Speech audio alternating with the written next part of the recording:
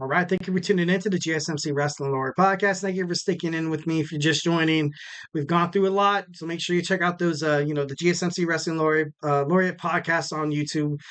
We talked about our New Japan Professional Wrestling, Dominion results. I don't know why I want to keep calling it Old Dominion. We talked about WWE NXT preview. We also talked about how Cody Rhodes needed two Royal Rumbles to kind of marinate, kind of help that sizzle for him to dethrone Roman Reigns. So we talked about why he needed that time. Also, we talked about our Monday Night Raw review. So let's jump on into our fifth and final segment. I didn't go too crazy overboard, but I am, still a little overtime here. I know you guys want to watch the soccer podcast, but yeah, let's go ahead and jump on into our fifth and final segment. So today in wrestling history, today is June 11th, 2024. But join me while I jump into this DeLorean, this 88 miles per hour. Like, I don't know if any of you guys are Back to the Future fans, but in 2000, WCW held the Great American Bash, where Chavo Guerrero defeated the Disco Inferno to retain the Cruiserweight Championship. Mike Awesome defeated Diamond Dallas Page in an ambulance match. Scott Steiner retained the United States Championship against Rick Steiner in a handicap match. Hulk Hogan defeated Billy Kidman. You also saw Ric Flair defeat David Flair. This was like a career match. Ric Flair was going to retire if he lost. We had Vampiro defeat Sting in a Human Torch match, which is basically an Inferno match in WWF. And for the main event, you saw Jeff Jarrett retain his WCW World Heavyweight Championship against Kevin Nash. So that happened today. Not today, but like today as of, in the past of 2000. In 2003, AJ Styles defeated Jeff Jarrett and Raven to win the NWA Championship. Obviously, at that time, you saw the NWA and TNA Impact kind of merge a little bit to kind of bring forth a new wrestling promotion, and of course, it would eventually be TNA. But AJ Styles is a young man. Obviously, the moment he makes it into the wrestling scene, he's electric. He's fire. And he won the championship, the NWA championship, right off the bat. So definitely love AJ Styles for that.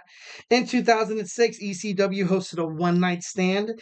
This was the first ECW pay-per-view since its bankruptcy being absorbed by the WWF or WWE. We saw Taz defeat Jerry the King Lawler in 35 seconds. And after that, Taz went to the ringside and actually commentated, kind of creating this idea of him becoming a commenter. Obviously, right now he's on AEW, kind of doing his thing. We also saw, Kurt Angle defeat Randy Orton. We saw Rey Mysterio fight Sabu in a no decision. These guys beat the hell out of each other, ultimately kind of bringing it to a no decision, kind of having these guys, it was a draw. It was a draw. The referees came out, the ambulance came out, the trainers came out, and they're like, these guys cannot finish the match. And it doesn't really surprise me because I love Rey Mysterio and I know what he can do. But then I also love Sabu. Sabu's he's an ECW legend. So, no surprise there. Then you saw Mick Foley team with Edge and lead in, defeated Terry Funk, Tommy Dreamer, and Balua McGillicuddy. Balls Mahoney defeated Matsuka Tanaka. RVD in the main event defeated John Cena for the WWE Championship.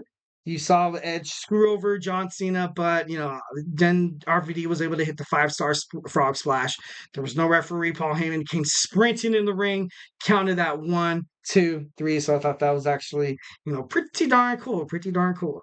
And in 2007, on this date, Vince McMahon's limo exploded. The storyline showed up as like he was, as he was dead. They were trying to write off Vince McMahon, and the direction of the company and the storyline, and then just in professional wrestling, changed a whole crap ton.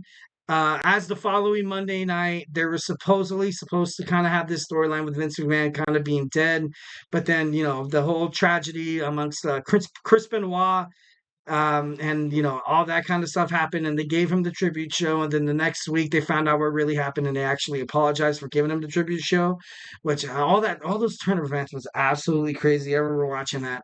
I remember being in awe when I saw the limo explode. I was like, what? I can't wait for next week. Next week happens.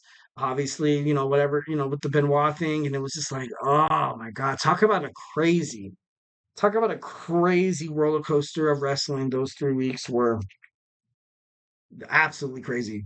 All right, and lastly, in our today in wrestling history, on this day in 2017, New Japan Professional Wrestling hosted Dominion in Osaka, Japan.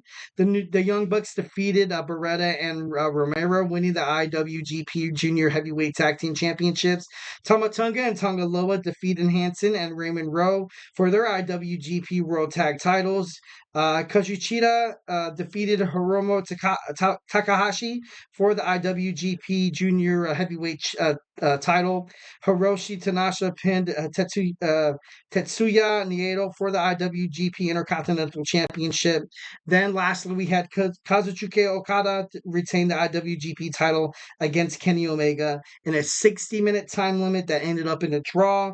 Dave Meltzer rated the match 6.25 out of 5, the greatest professional wrestling match in the history of professional wrestling. Happened on this date in 2017 for a New Japan Professional Wrestling Dominion. So definitely, check out that match on YouTube if you haven't. It's a treat. It's a treat. So all right, guys, we got through that pretty quick. Happy that I didn't go too overboard here. I'm a little more, kind of longer than that, but yeah, so we did what we had to do. So, guys, thank you for tuning in to the GSMC Wrestling Laureate Podcast, hosted by the GSMC Sports Network.